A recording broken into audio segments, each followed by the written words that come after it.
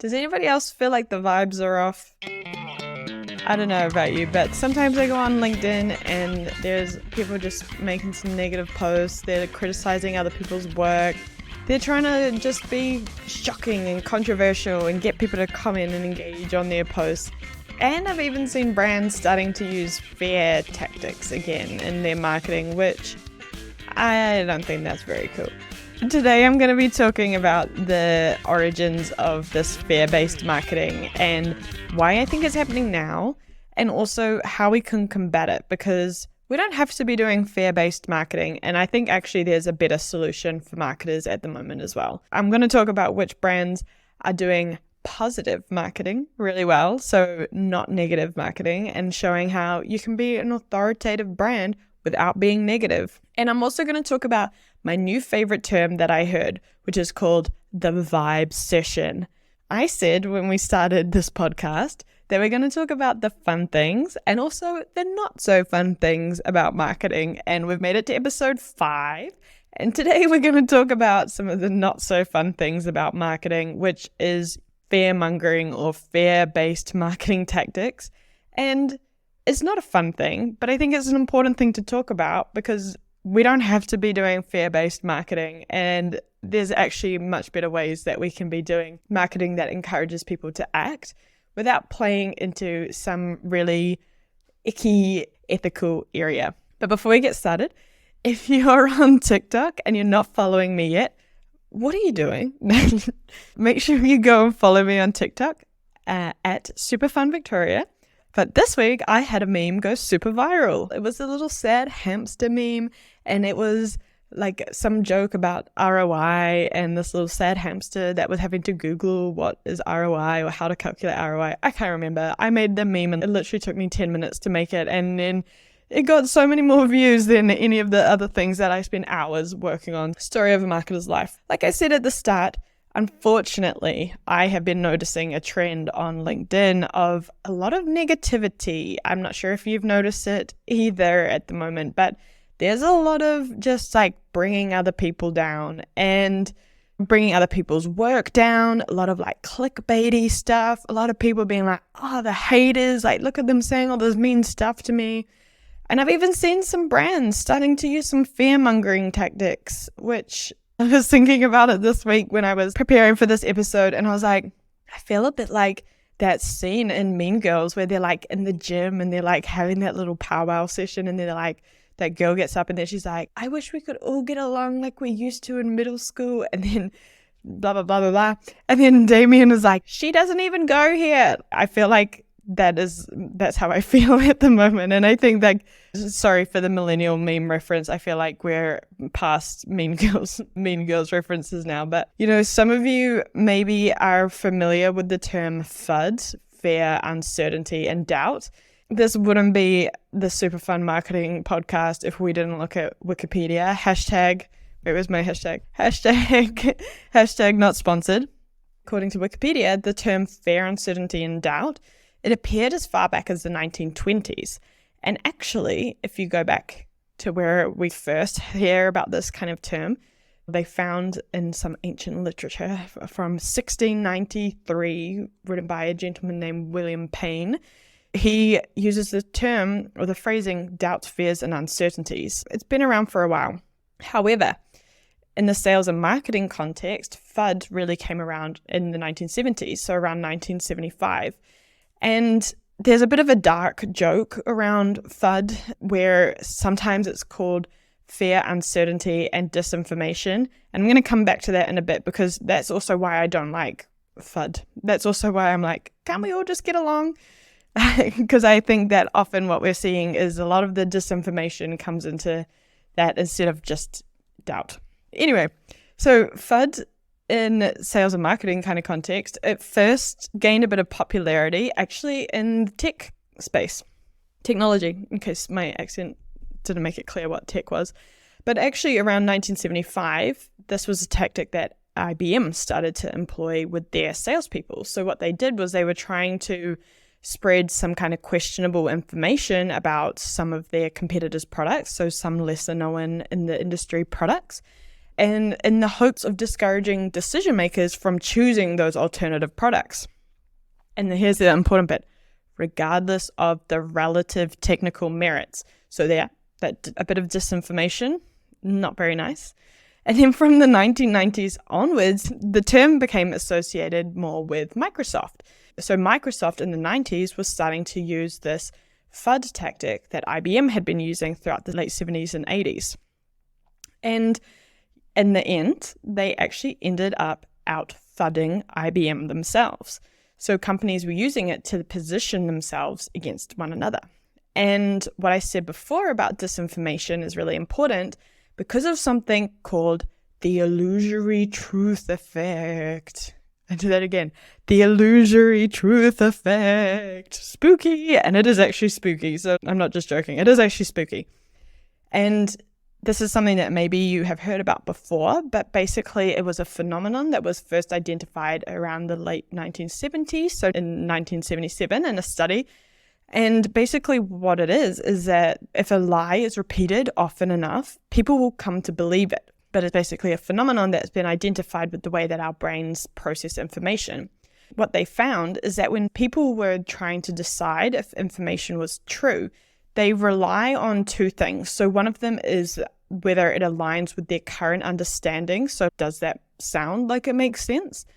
And then the other thing is if it feels familiar. Repetition makes it easier for our brains to process statements compared with completely new information. So this is why often if a statement isn't true, but we've heard it repeated, we'll often believe it to be true. And this, in the study, they said like this isn't connected to intelligence. This is just our brain's shortcuts, like how our brain wants to process the information. I tried to think of some examples that like were examples of this illusory truth effect. A lot of it is quite dark, so I tried to think of some ones that aren't super dark. But the examples that I thought of were like an apple a day keeps the doctor away. You'll catch a cold from going outside in the cold without a jacket. And if you swallow gum, it'll stay in your stomach for 7 years. So those things are like repeated and we hear it often, but it's not actually true.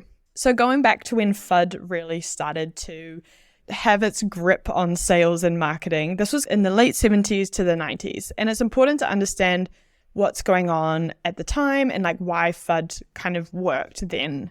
So basically there were some economic challenges during this time. I won't go into detail. I'm not an economist, but back then, like a lot of the marketing messaging was focused though on like innovation, reliability, technical advantages, but there was a lot of optimism and there was a lot of hope. And there was a big kind of tech boom that was happening around this time.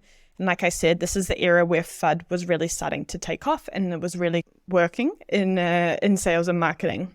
I'm going to get into that in a second as well, the working. But anyway, so basically like FUD was really working when there was a lot of this positive growth and a lot of optimism and a lot of opportunity. So this kind of fear of missing out or fear of, oh, what if I do something wrong? Because all of this other good stuff is really happening. So like competitors were starting to seed doubt and manufacture uncertainty for their customers. So thinking about if choosing the wrong product or you take a bet on the wrong product. Those tactics were counter to the vibes. The vibes were good. The tactics were not good. They were shocking and they stood out at the time. And this is important. Fear, uncertainty, and doubt. So fear and anxiety are associated with the fight or flight responses. If you've ever been in a situation where like it's really scary and something really shocking happens, you will often have this automatic response that you aren't really controlling. So like if you see somebody like fall off their bike, like there's an immediate kind of like response that you have, or if you hear a noise in your house at nighttime, you have an automatic response. So there's a response that we have when we perceive a threat. This fight or flight, it can often make people feel more alert. So that's what automatically happens to us. We feel alert and we also feel motivated to act. And so this can often be related to self-preservation too. So like when we feel fear and anxiety, we're trying to think, what's the best decision that I can make? What's the best thing that I can do now? What's the best thing that I can do to save myself, basically? So you can see why the FUD tactics worked well at a time when things weren't going well. So it was that, what if I mess up when everything is going well? And here's the solution that you can make it better.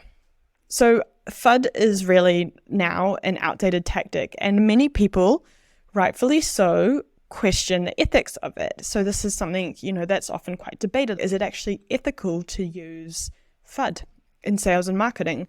Because often there can be disinformation in there and people can just get a bit carried away and swept up in the moment and say things that aren't actually true. Because at the moment, the vibes are definitely off and things don't feel great. Back in December, I listened to a really great podcast from NPR. The podcast is called Planet Money. And the episode was titled, "Why Are We So Bummed About the Economy?" And this was really interesting because it talked about how in the United States, at the time, the economy wasn't doing bad, but consumer sentiment was low. And then I was talking with my husband about this concept, and he was like, hey, there's this video that you would really like. You should check it out. And it's from this American financial analyst called Kyla Scanlon. And she's amazing. If you haven't heard of her before, go and check out her content because she is not only a financial analyst, but she's also a content creator. So she makes this content, which is going to be 1,000 times better than my explanation of it. But basically, she coined this term called the vibecession, and I love it. It's vibecession, so the combination of vibe and recession. The definition of it is a period of temporary vibe decline where economic data such as trade and industrial activity are relatively okay-ish. She basically says, inflation is higher than it's been in decades, and consumer sentiment earlier this year was the lowest it's been in a decade. So this is referring to the previous year. Meanwhile, unemployment is near record lows, people are traveling a ton, restaurants are packed, business spending is up, retail spending is up. So why does it feel like the economy is in such a strange place? The overwhelming nature of it all creates a vibecession where, economically speaking, things are okay-ish, but in reality, the vibes are off, people are feeling bad.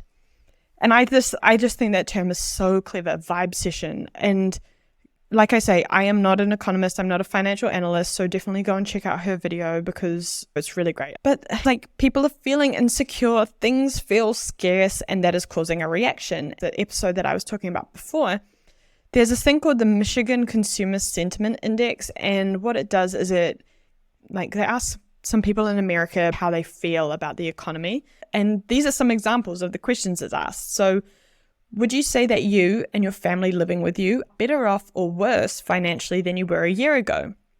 Do you think that a year from now, you and your family living with you will be better off financially or worse off, or just about the same as now?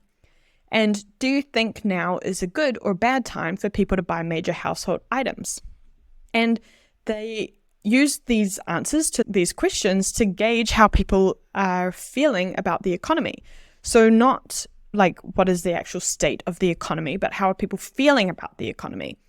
And at the start of 2024, the Michigan Consumer Sentiment Index showed that consumer confidence had started to go up again.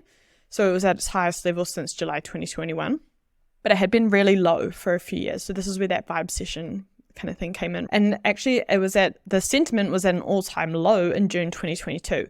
So despite this kind of positive trend again, consumers are still divided regarding the economy's future trajectory with a lot of uncertainties. There's a lot of things happening geopolitically and also a lot of elections happening this year. I think that this is why we're seeing what we're seeing on LinkedIn, because there's a lot of things that are causing a lot of people to feel uncertain or insecure.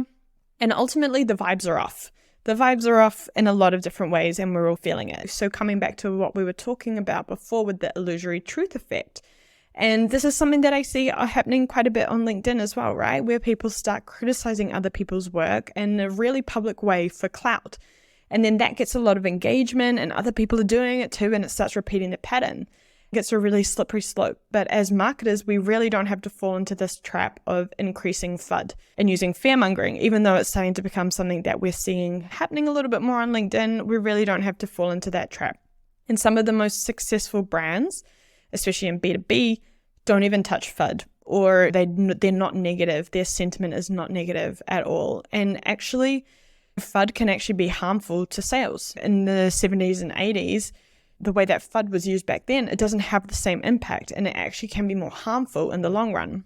And if you haven't heard of it yet, There was a really great book that came out in 2022 called The Jolt Effect: How High Performers Overcome Customer Indecision by Matthew Dixon and Ted McKenna. It's a really great book. I definitely recommend checking it out. It's focused on the sales side of things, so how sellers can use these tactics in their sales conversations. But when they were researching for Jolt, they did a huge analysis of over 2 million sales calls. So that's a huge amount of data. They listened to each one. No, just joking. That's not how they did it. But anyway, the result of listening to or analyzing all of those 2 million calls revealed that a common reason for indecision is the fear of failure or fear of messing up, or FOMO, F-O-M-U, FOMO, fear of messing up. Struggling to say that today.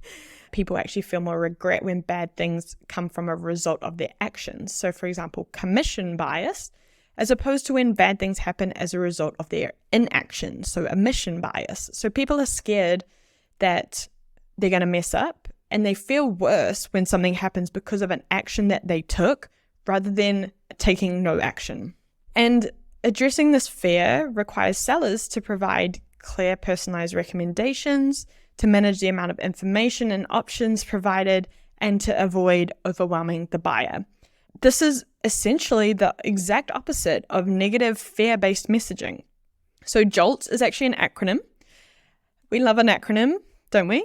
There's a lot of acronyms. This acronym JOLT, it stands for judge the type of indecision, offer your recommendation, limit the exploration, and take risk off the table. And I definitely recommend reading the book because it's really good. We read it as a commercial team at the company that I work at, and it's very helpful, very insightful. And if you don't want to read it, you can get the audiobook version if you want that. But also there's a really great session by Winning by Design. If you don't know Winning by Design, I definitely recommend that you check them out too. But I will link both the book and the Winning by Design session so that you can listen to that. Although JOLT is really a sales technique, I think that as marketers, there's a lot that we can use or we can learn from to help us with the messaging and the content that we're creating for our customers. So I looked at the framework and I was like, what does this mean for us marketers? So judge indecision. So basically what we want to do is we want to understand some of the common indecision that our customers face. So specific to us as well, right? Specific to your business or your product or whatever. So practically, what can you do?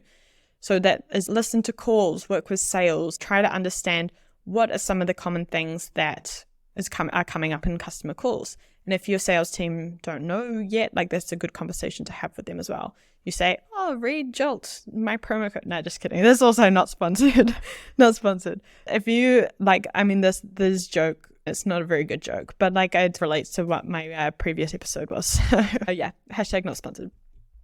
But I talk to sales. What's causing indecision? What's some of the common objections that are coming up? And what are the customers that they're talking to worried about? This is also something that you can talk with your customer success team about if they're having calls with your customers. What are they thinking about? What are they worried about?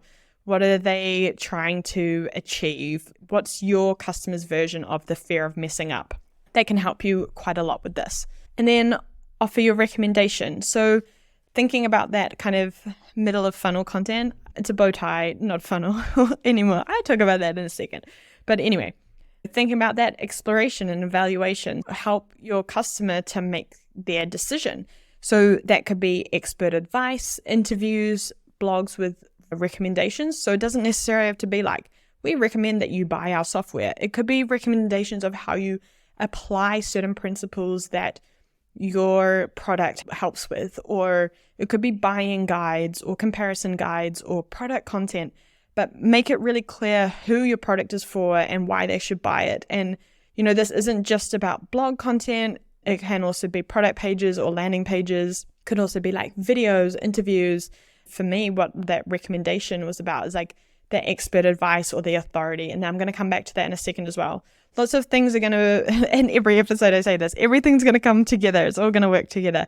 But then onto the third one, limit the exploration. This is a bit trickier because typically at the time when our customers or our prospects are exploring, they're probably going to be engaging with a lot of marketing stuff. But as we're thinking about moving people further through the buying journey, what happens is this thing called the messy middle, and it's a phenomenon that Google talk about quite a lot. But what happens is basically this loop, this infinite loop. I'm drawing a little infinity symbol. If you're not watching the video, you're missing out on that, so you could watch it. Maybe I'll put this on TikTok. Oh, a little infinite loop. But anyway, there's this infinite loop between exploration and evaluation. So your prospects get stuck in this thing called the messy middle, where they're going back and forth until something happens that triggers them to make a decision. Some piece of information, the penny drops. And that is our challenge as marketers, is to find what is that thing that at that moment that triggers them to get out of this loop and move forward with the sales process, or request a demo, or sign the deal, or whatever the thing is. So that's our job, is to help with that. Again, this is where it's really important to come back to that deep understanding of your customers. So like, how do they buy? What are they thinking about? What process do they go through when they're buying? And think about that journey so that you can then, identify the content that's going to educate and reassure them when they're in that buying journey, and snap them out of that, snap them out of that loop where they get stuck in that loop. And again, that's working, like listening to your customers, like working with sales, working with CS, making sure that your customers have the information that they need to make a decision. And again, there's lots of different formats that you can do this. And I don't think that there's necessarily like a one size fits all approach, because I think it's a really deep thing about who is it that you're actually trying to target, and how do they buy, and what are they thinking about. And I think that deep understanding of that can help inform what it is that you actually do. And the last one, take risk off the table. So when I was thinking about this, what are some positive ways that, like marketers, we can reduce the feeling of risk? And that is, when I was thinking about it, I was thinking about like positive case studies and social proof, and showing how other people have done it, showing how your different ICPs have done it and their success stories. And I think that the thing that is really important here is like the story element of it. So not just the number, or not just a testimonial quote, because I think a lot of people now like see that stuff and they can be quite skeptical, like, is it actually a real number, or is that actually a real quote? But the actual story behind it, like what's the journey, like what's the process, so that your customers can identify, hey, I also have that problem, or I also have that challenge. Oh, this is how I can solve it. That's how those other people did it. That again can be like videos, interviews, customer stories, case studies. It all just comes back to that deep understanding of your customers and addressing their needs, their concerns, and their hesitations. And at the end of the day, like we've talked about a lot before on this podcast, is that we're in the relationship marketing era, or even, I think we're in a little subset of that, which is the parasocial relationship marketing era. But anyway, like trust is the big thing. It's the big factor in both of these things. Building a relationship, understanding your customer, fostering that trust, like those are super important things from the marketing side. And actually, what is going on is that when they come into your sales funnel, they feel like they already know you a bit more as a brand. Like you've already started to build that trust, and you're leading them towards addressing their fears already. And this is a really big one. And I love this so much, is that like you're demonstrating already that you're on their side and you want to help them. There's a really great book by Donald Miller called Story Brands. And he talks about how brands should position their customers as the hero of the story, not the brand itself. And if you haven't read that book, then you should definitely read it. Again, #NotSpawn. And then this approach, basically, it's very customer-centric. It's a very customer-centric narrative, and it focuses on understanding and addressing the customer's problems, guiding them with solutions, so the brand as a mentor rather than as the hero, and how you can help your customers to achieve their goals. Like I said before, that's why it's really important that you understand what your customers' goals are so that you can address it. And the idea of calling the customer to action is that they are moving towards a successful resolution, and that they, again, we're trying to minimize that fear of messing up and showing like we can guide you along the way and we can help you. Think about like the Samwise to the Frodo, or like whatever other kind of iconic duos. I feel like using a Lord of the Rings one is just like way too cliche as a New Zealander, so I apologize. I'm sure there are many more guide to the hero kind of ones that we could use. The idea behind this is like to show how, as a product or service, you can resolve these specific issues for your customer, and also highlight the success that your customers can achieve by engaging with your brand. So you place the customer at the story rather than the brand at the center of the story. At the end of the day, like, it comes back to these kind of common themes, which is like empathy and authority. But especially for B2B, if you're focusing on empathy and authority, I think this works really nicely for a lot of B2B brands as well. And there's a lot that you can do here. You don't have to be like super serious, like you can have authority and still be fun as well. So going back to what I was talking about earlier with some of the examples that I gave were about like recommendations and case studies, like that really demonstrates authority. And then again, like understanding indecision and thinking about limiting exploration, that comes back to empathy and that deep understanding. Work with your sales team, listen to sales calls, talk to customers, work with customer success. Don't work in silos. You guys can all help each other out. Like, it's not just a one-way thing. Like, you can all learn from each other and all help each other and get that deep understanding, and then you can build content off of that. So think about these kind of questions. What challenges are our customers facing? What are their goals? And how can we help them to achieve those? So those are some really great questions to start with. And as you go through that process and you talk to people, stay curious, like have a curious mindset and follow different trails and find out more and ask questions. I think that's a really important thing for a marketer to do, is like to stay curious and explore, because you're going to uncover some really cool things. There's so much content that you can create out of that.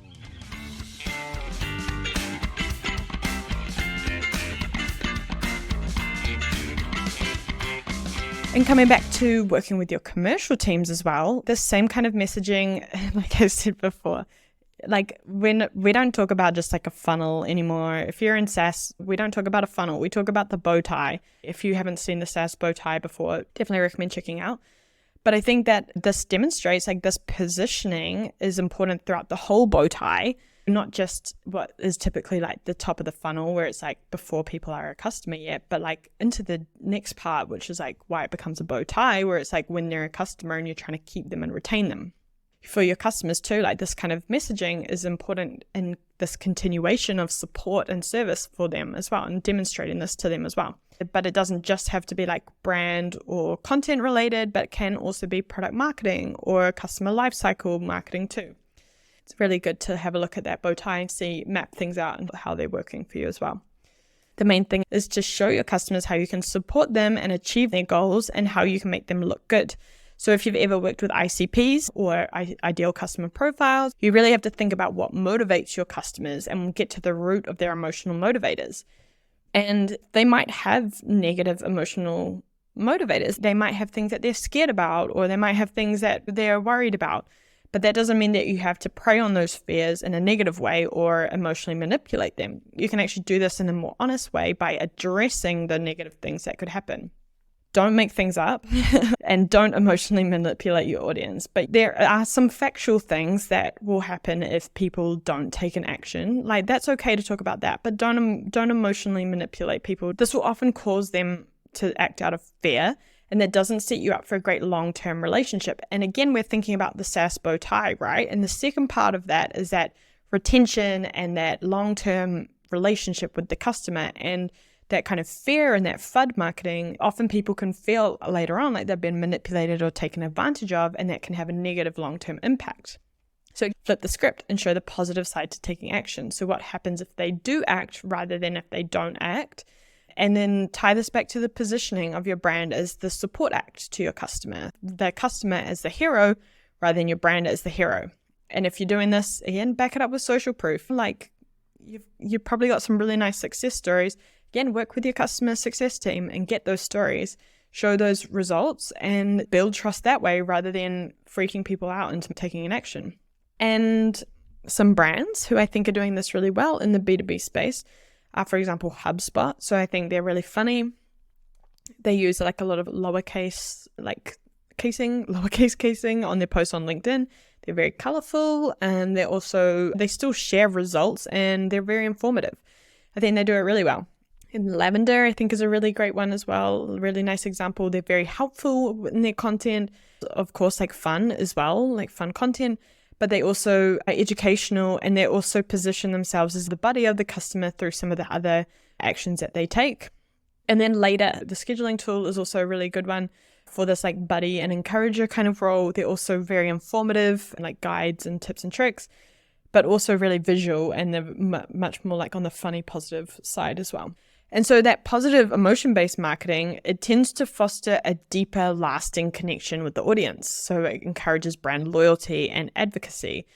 Generally, positive messaging is more effective for building relationships and brand value over time. So investing in that relationship, coming back to like, we're in the relationship marketing era. This is what is important for our customers. And fair tactics may help you to achieve like immediate goals. But like, we're in the relationship marketing era. People are valuing like authenticity and trust. This is how we do this. And there are like, at the moment, like the vibes literally are just off. Like we talked about that before. Literally the vibes are off. And people feel bad. And there's a lot of bad things that we're hearing and we're experiencing and we're seeing. And I think it's really important to also set personal boundaries for yourself too. If you are seeing a lot of the same people posting a lot of like really negative things on LinkedIn, like where it's really clickbaity or it makes you feel angry or annoyed, you can unfollow them. You don't have to see that stuff. I often unfollow some brands as well if I'm seeing content from them that I don't like as well, or if it's making me feel bad. Like, I don't have to see that stuff if I don't want to see it. And you can also, if you feel like really annoyed and you want to act, don't comment on something right away. Like, it's never worth it to get into a fight with somebody on LinkedIn. Take a breath, go outside, complain to a friend. You don't have to engage, and you also don't have to let it take over your day. And remember that as marketers, using positive messaging that also focuses on the benefits of taking action can also be very powerful tools. And for us as individuals, positive messaging can also create a sense of optimism and hope, and that can be just as powerful as fair and motivating action. And don't sink to the level of these people doing clickbaity stuff and tearing down other people's work. Like, it's hard out there at the moment. Like, we need to be nice to each other, and we need to lift people up and make people feel encouraged and inspired. The vibes are off. Be the guide, be the supporter. You don't have to be the hero, and please definitely don't be the evil villain in the story. Don't try and freak people out and get them to comment on your posts, like on LinkedIn. Like, that's horrible. We don't need to be doing that. But yeah, anyway, I'm going into my final part of the episode today. And that is things I'm thinking about this week. No action required. I've been to a couple of concerts lately. It's been very fun. A lot of good bands coming to Amsterdam. And one of them was a more Gen Z demographic, a bit more TikTok viral kind of artist. And then the other one was more millennial Gen X, end of the spectrum. At the Gen Z concert, pretty much everybody was on their phone filming. Like, it was phones up.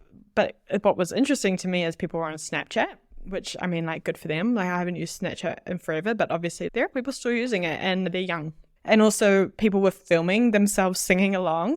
And then the other one that I saw was people on FaceTime with a friend who wasn't at the show. So the one camera is facing out, the external camera is recording the show, and then they've got the screen pointing towards them with the friend's like face on it.